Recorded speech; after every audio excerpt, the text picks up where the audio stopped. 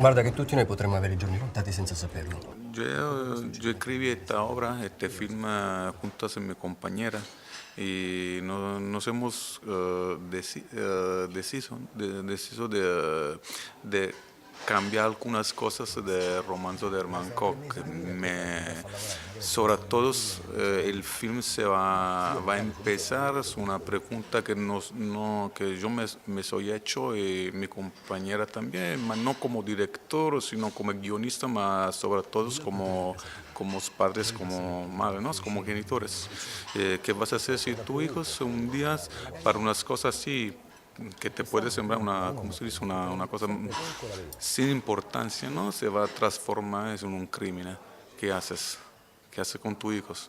Tú lo traes a la policía, tú vas a cubrir todas las cosas. Y todavía yo no logro dar una respuesta. Y espero,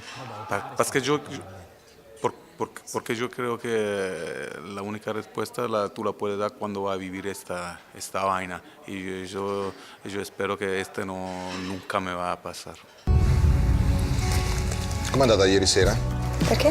Trabaja con actores así tan importantes, tan fuertes, y es muy importante para un director, y a mí me gusta trabajar con actores que son como instrumentos musicales que yo lo voy a cortar, yo lo voy a tocar como una obra musical, ¿no? ¿Se entiendes?